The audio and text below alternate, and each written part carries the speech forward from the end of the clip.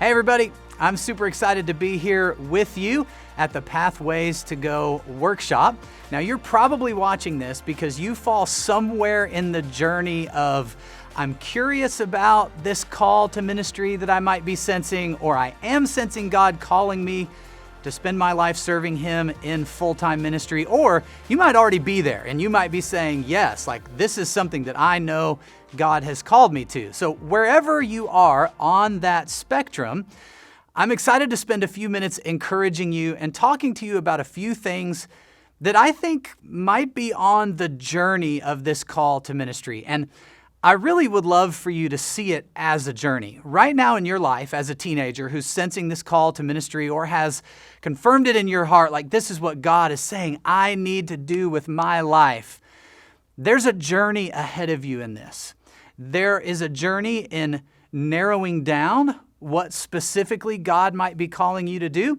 And there's also a journey along the way that's going to be filled with incredible highs, and to be honest with you, there are going to be some lows in there too. You see, in following Jesus, just in our lives in general, God never promises us that it's going to be all high points, right? Like that's not a part of the Christian life, that it's going to be all high points and there's never struggles and it's all roses and rainbows, and we know that's not the case. But God does say that He's going to be with us throughout all of those things. And so as you're wrestling with, as you're dealing with this call to ministry, I can tell you that for me, it's something that I felt God doing in my heart as a senior in high school.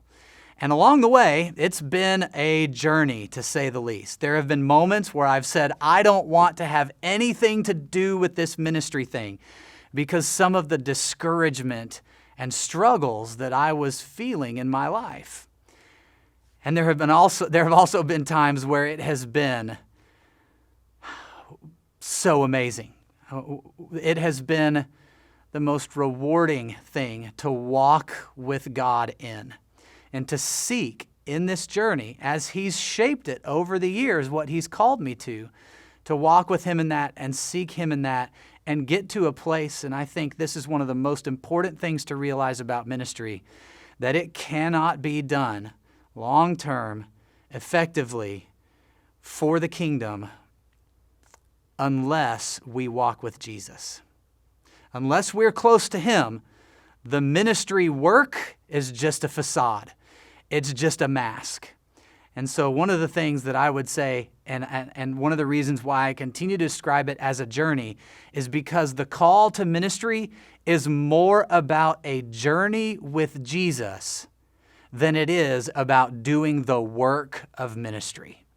And as we journey with Jesus and as we walk with Him and as we follow Him, He will be faithful to walk with us and guide us and point us in the right direction and sustain us in the difficulty and allow us to see some of the fruit of what He's called us to in those high points. All right?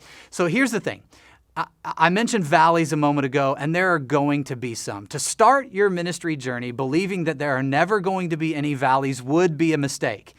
There are going to be distractions. There's going to be discouragement. There are going to be moments where you even feel defeated in ministry. But I want to help you in this session as we talk about navigating the competing voices. I want to talk to you about some specific relationships that you can begin to build in your life right now to help you prepare and to help you walk through the times of discouragement, of defeat, and of distraction. There are going to be competing voices with the one that's saying, I'm calling you to ministry. And so how do we handle that? 3 relationships.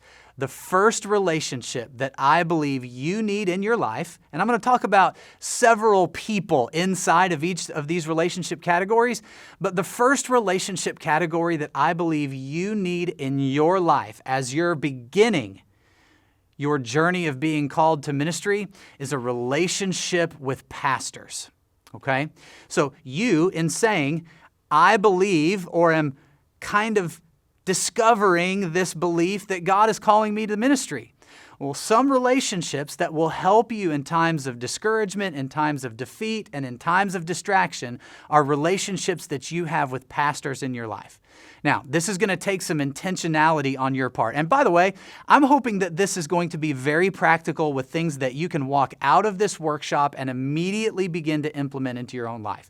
So as you think about this relationship category of pastors, this is going to be something that you need to initiate, that you need to start, that you need to go to a pastor of your local church and you need to say, I believe that God is calling me to the ministry and I would love to set up a consistent time with you to meet and just ask questions. All right? Proverbs 15:22 says this, plans fail when there is no counsel, but with many advisors they succeed. Plans fail when there is no counsel, but with many advisors they succeed. And you're in a moment right now in your ministry calling where you might be thinking of some plans. Then I want to encourage you, stack pastors around you to serve as these many advisors that will help you be successful. In relationships with pastors, you're going to begin to see and learn from successes that they've had, as well as failures that they've had. Now, hopefully, you can get to the point in relationship where they are willing to share some of the failures that they have had in ministry so that you can learn from those. See, we're all going to experience failure, and you're going to experience failure at some point in ministry, but we learn from those failures, right? But it's a whole lot easier to learn from other people's failures first so that maybe we can avoid some of those failures that are out there in front of us. And anytime we fail, we move forward. And the pastors that you can surround your life with can help you learn and see from the successes and failures that they've had. So this can be maybe your student pastor. You might be watching this workshop with your student pastor or as a group. And your student pastor might have said, hey, I think this would be something that would be good for you to tune into. So it could be that. It could be the senior pastor of your church or some other pastors from your church. And so let me put a little bit of a suggestion in your mind about this too. There may be other really great churches in your area. Don't be afraid to go to another church, not to leave your own church and go attend another church, but don't be afraid to put yourself in a learning environment and have a consistent meeting with a pastor from another church in your area. Or maybe there's a pastor that you've have relationship with, your family, maybe you've moved and there's a pastor at another church that you can meet with via Zoom or something like that. But the point of this is you need to have pastors in your life to be these advisors on next steps in your call to ministry journey. Another thing here that I would mention about pastors is that you can become a support even for them. And this flows really good into the next one, that's serve. So in these pastoral relationships, you're going to be looking to learn from successes and failures. You're going to be looking to support them in what they're doing and be an encouragement to them. And then you're looking to serve. Now, here's the thing. The call to ministry is not something that God puts in your heart that's like a ticking time bomb that says, okay, I feel the call to ministry, and when I have all of these degrees way off into the future, and after I graduate college and after I graduate seminary, then I'm going to plug into the local church to begin to serve in ministry. That's not the way this works at all. If you're feeling God calling you to ministry, then there are things that you can do right now as a teenager, as a college student, to begin serving in ministry. I've met a lot of people through the years that are in a college environment and they're getting, whether it be a youth ministry degree or a Bible degree, and they want to go pastor, they want to go lead in that capacity someday. And I'll ask them, one of the main questions I ask is, tell me how you're serving in the church right now. And oftentimes the answer is, well, I'm not. I'm just busy with school and all of those things. And can I just tell you, that's not a good position to be in. That's not the place that you want to be, saying, yes, I'm called to ministry and I love and I'm passionate about the church, but I'm not going to serve in it right now. So as a teenager, one of the biggest things that I can encourage you to do is as you meet with the pastors of your church and begin to develop learning relationships with them, ask how you can serve in that church. There are things that you can be doing right now to begin gaining ministry experience before you ever go off to college or before you ever go off to seminary. That is so important for your own spiritual health. Let's set the calling aside for a moment and just talk about the importance of your own spiritual health in serving in the local church that you're a part of. Ask your student pastor how you can begin to lead in your student ministry. Don't forsake the opportunity to serve and begin in ministry right now. You might say, Ben, I'm just wrestling with this. I don't know if God's called me to ministry. I don't know what specific area of ministry God's calling me to. I'm just kind of discovering here. What better way to discover than by jumping in and beginning to serve? And I can just tell you this. If you jump in and begin to serve and let's say it's kids ministry and you're in it and you're serving and you've spent some time there and you're like, I cannot handle this.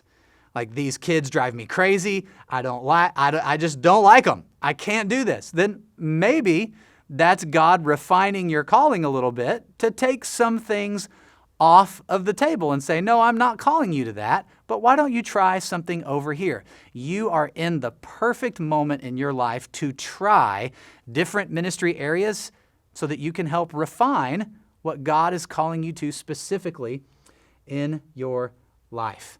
Be in ministry now. So this first relationship category is with the pastors that are around you and even in your community. These are learning relationships where you can learn from their successes and failures, and you can support them by being an encouragement to them. I know that many times when pastors have the opportunity to be in specific ministry-related mentoring relationships, it's something that brings them great encouragement as well, because that's part of what God's called them to. And then lastly, as a part of this relationship category, serve in your local church. Where you go right now, find a place to be in ministry right now. And God will often use that to refine what He's calling you to. All right. Relationship category number 2 is what I'm going to call your partners. All right. So we have pastors and we have partners, and you might begin to see a little bit of a pattern here. There's another P word, all right? So let's go to Philippians chapter 4, verse 6, all right? And one of the main things of this partnering relationship is prayer, okay? Now let me define partners for you, okay? These are people that you go to and enlist specifically to help you in your call to ministry. Not pastors. These could be parents or grandparents or guardians. This could be a small group leader or a Sunday school teacher. This could be a coach at your school that is a believer that is willing to support you in your call to ministry. And you're going to go to them and you're going to ask them to do some specific things alongside you as you begin your ministry journey. My mom passed away several years ago. And she was one of the people that I knew was praying for me every single day.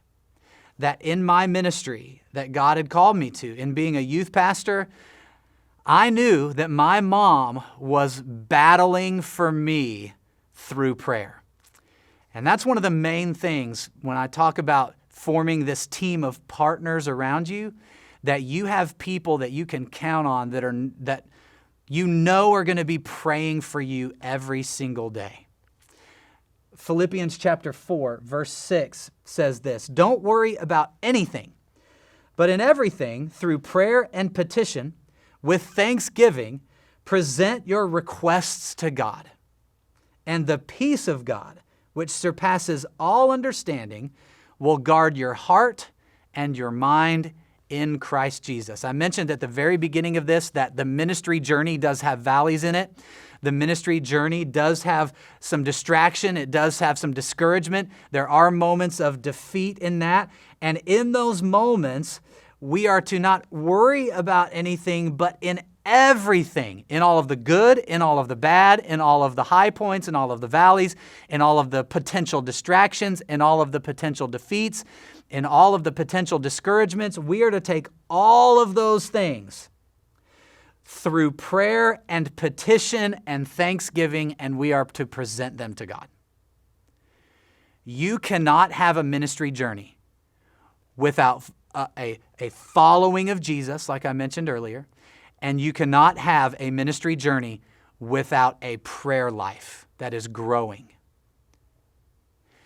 And one of the ways I've found to have a prayer life of your own is to know that you have a team of partners that are praying for you and with you. A team of people that are going to be lifting up your struggles. A team of people that are going to be lifting up the things that you might have a tendency to worry about, that are going to be lifting up your distractions, your discouragements, and your defeats, that are going to be praying for you every day. And so here's what I would love for you to do. Here at the beginning of your ministry journey, as you are just starting out, go to some significant people in your life and ask them to pray for you through this. Maybe take a few minutes and jot some notes down of some specific things that they can be praying for you about.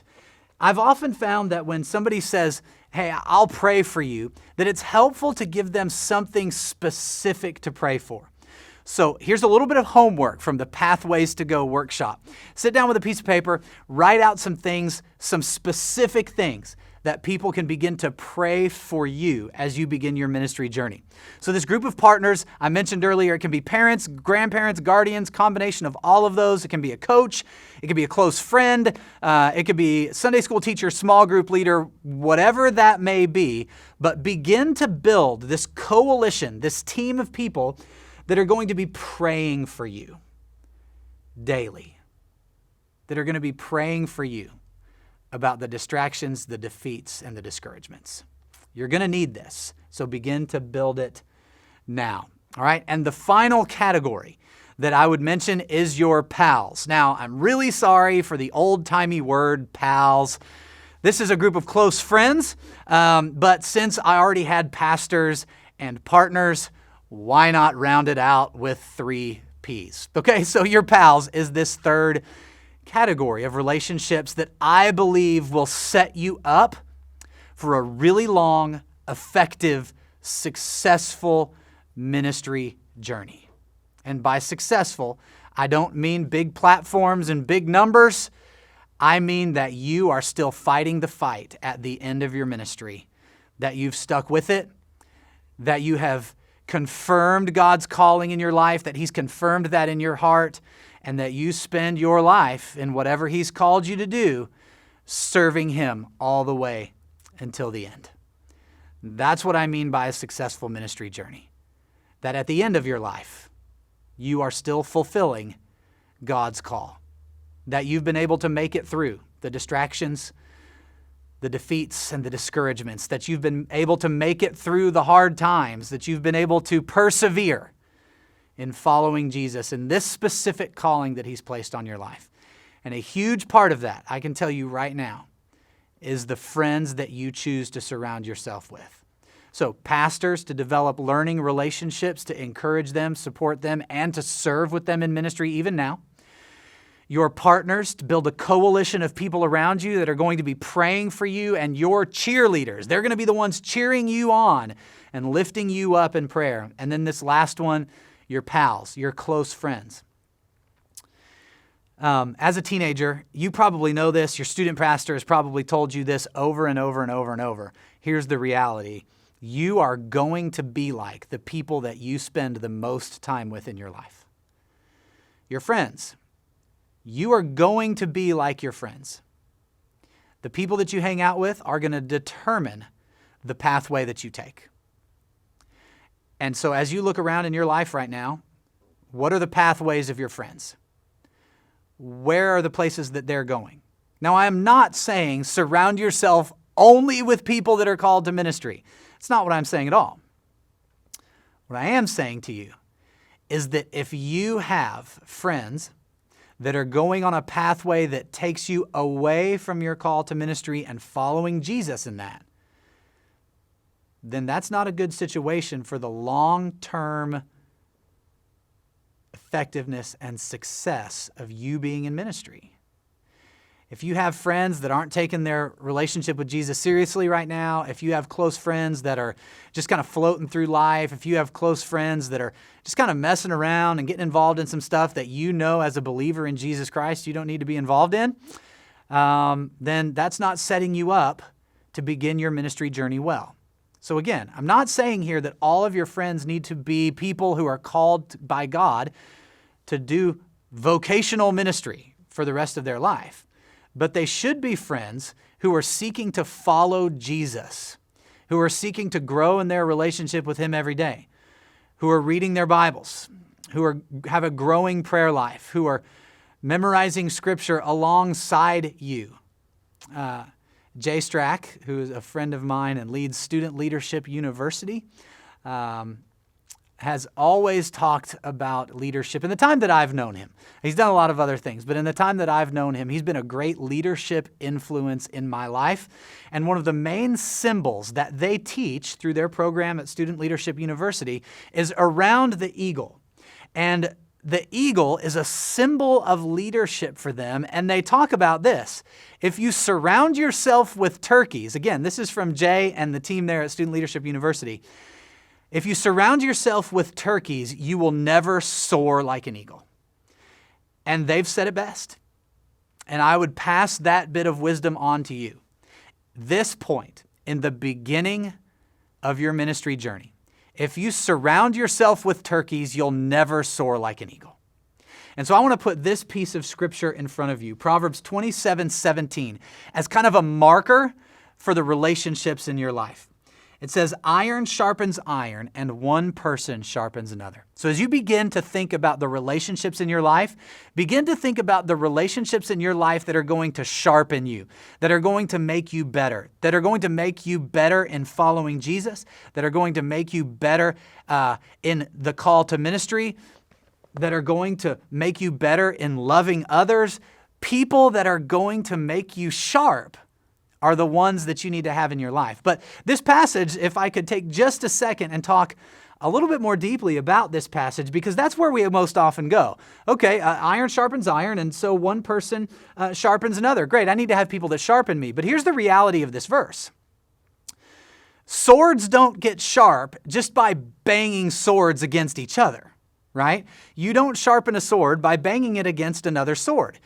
It takes a file to sharpen a sword. All right? It takes a file. So if you've ever sharpened a knife before, or if you've ever sharpened a sword, probably not. We need to have more conversations if have sharpened a lot of swords in your teenage life. But you take the knife or you take the sword and you have the file or the other metal and you slide it along the blade. And what happens is this file, because it's not another sword just clanging together and making noise and causing dents, this file actually leaves a dust behind it when you sharpen a knife. And do you know what that dust is? It's part of the knife. When you sharpen a sword and when you sharpen a knife, you're actually taking part of the blade away, and what's left is sharper than it was before. These are the kinds of people that you need in your life. People that are willing to sit with you and to point out some of the things, some of the dents, some of the junk that gets in our lives so that we can become sharper. But it also takes a posture from you where you're willing to be sharpened, where you're willing to have things in your life filed away from that file. Whereas you as the blade say, I'm going to submit to the file in my life to remove some of the dents, some of the junk, some of the stuff that's going to keep me from being as sharp as I can be.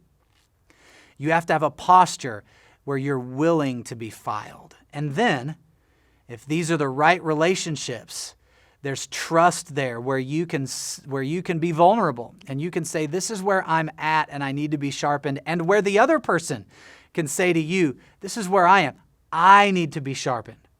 So A true Proverbs 27:17 relationship is a close friend where there's vulnerability enough to where each of you can be the file and each of you can be the sword.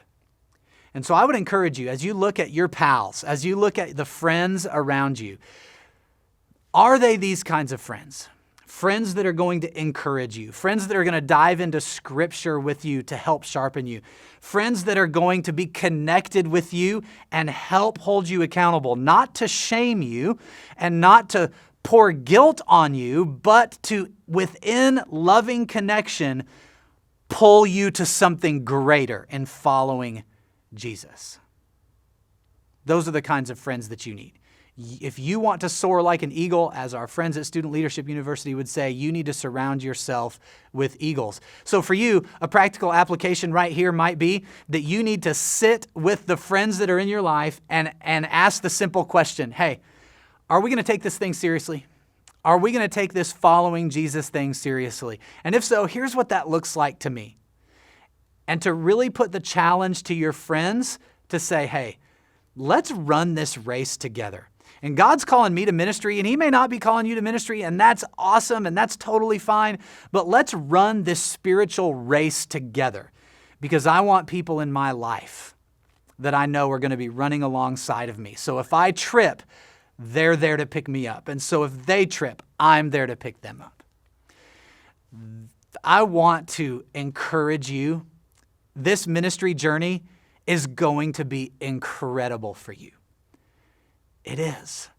Learning to trust and depend upon God for everything in your life is an incredible journey.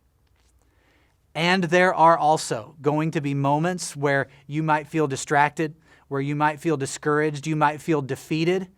And these three groups of relationships, other pastors that can serve as mentoring, learning relationships in your life as you go on this journey. And God will bring other people in to fill these positions the longer you're in your journey. It may not be the same group of people throughout your entire life, but always being aware of other pastors that have been doing it longer, that it can pour wisdom and learning into your life. And then partners of people that you know are going to be praying for you and encouraging with you so that the peace of God that surpasses all understanding can be strong in your life as you journey through ministry.